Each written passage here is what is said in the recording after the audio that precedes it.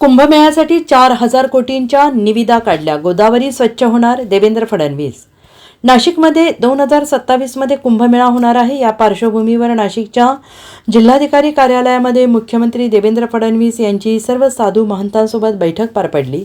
या बैठकीत कुंभमेळ्याच्या शाही स्नान आणि अमृत स्नानाच्या तारखा जाहीर करण्यात आल्या आणि यानंतर देवेंद्र फडणवीस यांनी पत्रकारांशी संवाद साधला आणि ते म्हणाले, सर्व साधू महंतांसोबत आणि पुरोहित संघासोबत बैठक झाली. या बैठकीमध्ये पुढची कशी कारवाई करायची यावर चर्चा झाली आणि सर्व साधू महंतांचे आम्ही ऐकून घेतले. आत्तापर्यंत काय कारवाई झाली हे देखील आम्ही त्यांना सांगितलं आहे. तसेच 4,000 कोटी रुपयाच्या वेगवेगळ्या निविदा आम्ही काढल्या आहेत.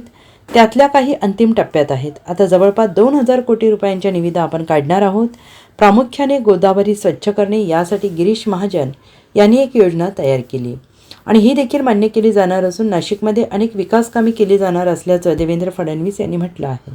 त्र्यंबकेश्वर आणि नाशिक या ठिकाणी जो कुंभमेळा संपन्न होतो त्या संदर्भातली 13ही जे प्रमुख आखाडे आहेत त्याचे महंत, साधू संत आणि सर्व प्रमुख पुरोहित संघाचे मंडळी अशा सगळ्यांसोबत आज एक बैठक झाली.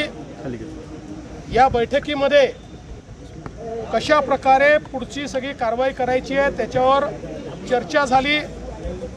सर्व आखाड्यांचं म्हणणं आम्ही ऐकून घेतलं आणि त्याचसोबत आज आत्तापर्यंत आम्ही काय कारवाई केली आहे ती देखील त्यांना सांगितली.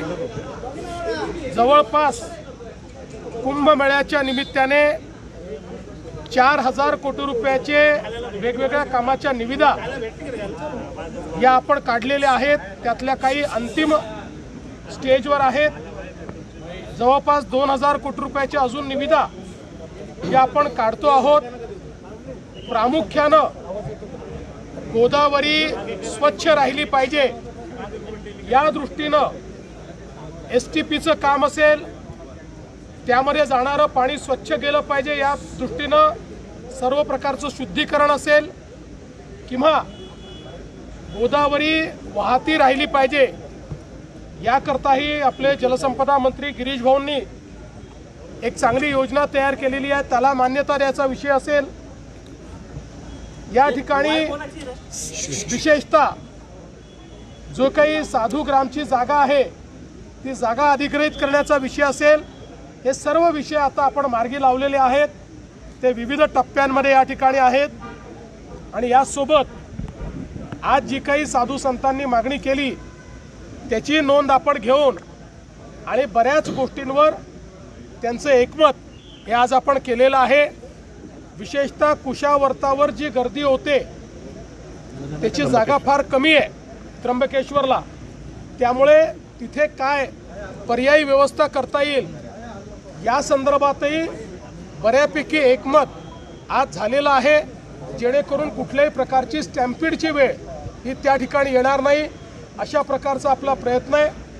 आणि यासोबत आज अमृत स्नानाची जी सर्व पर्व आहेत त्याच्या तारखा देखील सर्व साधू संतांनी आणि पुरोहित संघाने मिळून घोषित केलेल्या आहेत. आपल्याला ते आता सेपरेटली आम्ही उपलब्ध करून देऊ. यावेळी सुदैवाने खूप मोठ्या प्रमाणात पर्वाच्या तारखा उपलब्ध आहेत, त्यामुळे कुठल्या तरी एकाच तारखेला खूप गर्दी करण्याची आवश्यकता पडणार नाही. यावेळेचं जो आपला सिंहस्थ कुंभमेळा आहे हा नेहमीपेक्षा जास्त काळ चालणार आहे, त्यामुळे जास्त पर्वणी या ठिकाणी आहे आणि म्हणून मला असं वाटतं की जी काही भाविकांची गर्दी आहे त्याचं योग्य नियोजन हे आपल्याला करण्याची संधी त्यात मिळालेली आहे. एक अतिशय सुव्यवस्थित अशा प्रकारचा हा कुंभमेळा करण्याचा आमचा प्रयत्न आहे आणि म्हणूनच आजच्या बैठकीमध्ये सगळे निर्णय आम्ही घेतलेले आहेत. Bureau report SPN Marathi, Nashik.